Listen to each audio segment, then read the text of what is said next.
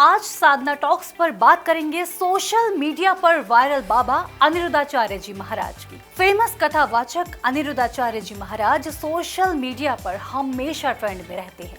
इनके meme social media पर इतने ज्यादा वायरल रहते हैं कि अगर रील देखने बैठ जाओ तो हर तीसरी मीम रील महाराज जी की निकलती है। इतना ही नहीं, अब कुछ लोग अपने मतलब के लिए इनकी आवाज को एआई की मदद से बदलकर अपनी मार्केटिंग भी कर रहे हैं। प्रीत कौर नाम की एक महिला को जानता हूँ। उसने मेरी यात्रा की शुरुआत में मेरी मदद की और मेरी सारी पैसे की समस्याओं को हल किया। महाराज जी की पॉपुलैरिटी को अपने निजी स्वार्थ के लिए बनाने वाले, इस्तेमाल करने वाले लोग इसे क्रिएटिविटी का नाम देते हैं और क्रिएटिविटी के नाम पर किस हद तक जा सकते हैं एक बार आप भी देखिए। उसके टेलीग्राम चैनल पर जाएं और उसके साथ पैसे कमाएं, लेकिन यह समझना महत्वपूर्ण है कि वह आपको मुफ्त में पैसे देती है। आपको अपना पैसा निवेश करना होगा और वह इसे 15 गुना करेगी। चिंता न करें, मुझे यकीन है कि इस महिला में उसने मेरी बहुत मदद की है। अपने आप को पहले से ही खुश करें। अपना इस क्लिप को दिखाने का मतलब आपको सावधान करना है। ये तो शुरुआत है। हमारे देश में सनातन धर्म का मजाक उड़ाना तो अब फैशन बनता जा रहा है, क्योंकि जब शादियों के मंत्र डिजिटल हो सकते हैं तो फिर तो कुछ भी संभव है। वहीं अगर आप भी किसी ना किसी तरह से महाराज जी के मीम्स का हिस्सा बन रहे हैं, आप भी मजाक बना रहे हैं, तो उससे पहले इनके बारे में जान लीजिए। महाराज जी देश के फेमस कथावाचक हैं जो कि वृंदावन से आते हैं। इनका वृंदावन में आश्रम है जो कि गौरी गोपाल वृद्धाश्रम के नाम से जाना जाता है। इस आश्रम में महाराज जी 280 वृद्ध माताओं की दिन रात सेवा करते हैं, जिन्हें उनके सो कॉल्ड पढ़े लिखे काबिल बच्चों ने भगवान भरोसे छोड़ दिया था। इतना ही नहीं, महाराज जी ने तो एक गुरुकुल भी बना दिया है जिसमें 125 विद्यार्थियों की शिक्षा का जिम्मा भी उन्होंने उठा रखा है। अभी आगे और सुनिए। लगभग 30,000 से ज्यादा लोग उनकी गौरी गोपाल रसोई में रोजाना फ्री में खाना खाते हैं।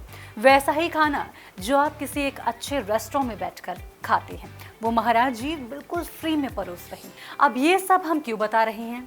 इस ज्ञान को लेने से आपका क्या फायदा होगा? आप तो इनके मीम से खुश हैं और परम आनंद की अनुभूति कर रहे हैं। आप उनके बिस्किट को विश की किट बताने पर हंसें। बिस्किट का मतलब क्या है? Whisky kit. या फिर कितने पति हैं वाली रील पर माथा पकड़ लें, हमें क्या। आपकी शादी हो गई? हाँ जी, हो गई। पति कितने? लेकिन हमें फर्क पड़ता है क्योंकि it happens only in India. धर्म का प्रचार प्रसार करने वालों का ऐसा मजाक हमारे यहाँ पर ही उड़ाया जाता है। कभी इंस्टा फेसबुक से फुर्सत मिले तो चले आइए वृंदावन और आइए एक बार गौरी गोपाल आश्रम। यहाँ आप जानेंगे कि असली दुनिया सोशल मीडिया की दुनिया से कितनी अलग है। अब यही देखिए कि सरकार ने बड़े बड़े अक्षरों में शराब और सिगरेट के डिब्बों पर छपवा रखा है कि सिगरेट पीना सेहत के लिए हानिकारक है, लेकिन वहीं जब बात महाराज जी बोलते हैं तो आप मजाक उड़ाने लगते हैं। आप पूछते हैं कि एक कथावाचक ने ये कैसे कह दिया कि बीड़ी सिगरेट पीने वाले 2 कौड़ी के लोग होते हैं। अब बाबा को थोड़ी पता है कि बीड़ी सिगरेट शराब का इस देश में करोड़ों खरबों का कारोबार है। बाबा को क्या पता कि शराब सिगरेट के नाम पर कितना मोटा टैक्स सरकार के खजाने में जाता है। इस हिसाब से देखें तो बीड़ी सिगरेट पीने वाले वाकई में 2 कौड़ी के तो नहीं हो सकते, बल्कि अमूल्य हैं। उनका देश की इकोनॉमी में जो योगदान है वाकई में वो अद्भुत है। अद्भुत तो आप में से कुछ लोग भी हैं जो आरोप लगाते हैं कि अनिरुद्धाचार्य जी ने डोनेशन के नाम पर बहुत सारा पैसा जमा किया हुआ है और बताते नहीं हैं कि उन पैसे का वो क्या करते हैं। तो सोचना क्या है, सीधे वृंदावन की बस पकड़िए और चले आइए। यहाँ डोनेशन का इक्वेशन भी समझ में आ जाएगा और सनातन धर्म से जुड़े होने का महत्व भी। खैर, कुछ समझ आए ना आए, लेकिन ये तो आपको समझ बिल्कुल ही आता होगा कि बिस्किट वाकई में विष की किट है। अरे जहर नहीं है, लेकिन क्या जहर से कम भी है? डॉक्टर्स भी तो यही कहते हैं कि मीठा जहर है। और रही बात बिस्किट की, तो क्या आप ये नहीं मानते कि हर भारतीय सुबह खाली पेट जो चाय और बिस्किट खाता है वो कई बीमारियों की जड़ है? चलो कोई नहीं, ये बात तो आई गई होगी समझ, लेकिन आपके कितने पति हैं, इसके मीम भी आपने बहुत ज्यादा वायरल किए हैं। आपकी शादी हो गई? हाँ जी हो गई। पति कितने? लेकिन पूरी कथा में से सिर्फ इस लाइन को काट छाट कर निकालने वाले ये भूल गए कि अधूरा ज्ञान सेहत के लिए हानिकारक होता है। आपने पूरी कथा सुनी? नहीं ना? लेकिन इसके मीम्स तो आपने खूब बना दिए। उस कथा में महाराज जी महिला को बता रहे थे कि आपका जैसे एक ही पति है, ठीक उसी प्रकार भगवान भी एक ही है। जैसे पति को बदला नहीं जा सकता, वैसे भगवान को भी बदला नहीं जा सकता। इसी बात को लेकर उन्होंने और भी स्पष्ट किया। पतिव्रता नारी किसे कहते हैं?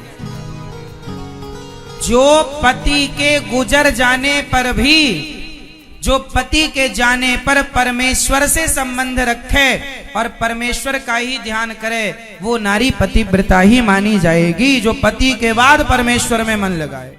उन्होंने अपनी एक कथा में हिंदू संप्रदाय के घरों में हर दिन कही जाने वाली, हर दिन होने वाली आरती का हवाला भी दिया, जिसकी ये लाइन तो आपको याद ही होगी। तुम हो एक अगोचर सबके प्राणपति। तुम हो एक अगोचर सबके प्राणपति। यानी महिला ही नहीं, पुरुषों के भी पति हैं। पति यानी आराध्य है।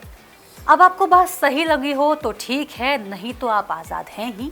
आज़ाद हैं, लेकिन इसका मतलब ये नहीं है कि आप मर्यादा में ना रहें। अनिरुद्धाचार्य जी तो यही बोल रहे हैं कि आपका पहनावा मर्यादा में हो। अब इसमें भी आपको कुछ गलत दिखाई देता है तो राम जाने। अनिरुद्धाचार्य जी कहते हैं कि पशु हत्या पाप है, मांसाहार का त्याग करो तो मजाक उड़ाया जाता है। तर्क देने वाले ये कहते हैं कि जो आप चावल खाते हैं, जो सब्जी तरकारी खाते हैं, उसे तैयार करते वक्त भी तो कई जीवों की जान जाती है। भाई साहब, इस तरह के कुतर्कों का जवाब भी आपको चाहिए। महाराज जी ने ही सिर्फ ऐसा कहा हो, ऐसा तो नहीं है, बल्कि देश के कई समाज सुधारक पहले भी ऐसा कह चुके हैं। लेकिन अगर एक कथावाचक ऐसा कह रहे हैं तो आप उनकी हंसी उड़ाएंगे।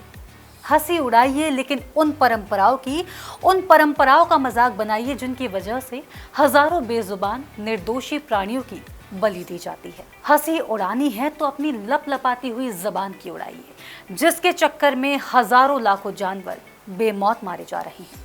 मजाक उड़ाना ही है तो उड़ाइए उस वेस्टर्न कल्चर का जिसने फटी जीन्स और क्रॉप टॉप को आधुनिकता का पैरामीटर बना दिया और साड़ी और सलवार कमीज को गुलामी की, पिछड़ेपन की जंजीर बना दिया है। हर सिक्के के दो पहलू होते हैं दोस्तों, लेकिन सिर्फ एक पहलू को काट छाट कर सबके सामने परोस देना कुछ टाइम के लिए एंटरटेनमेंट हो सकता है, लेकिन किसी समस्या का समाधान बिल्कुल नहीं है। बात थोड़ी सीरियस हो गई है, लेकिन अगर आपको सही लगे तो कमेंट ज़रूर कीजिएगा।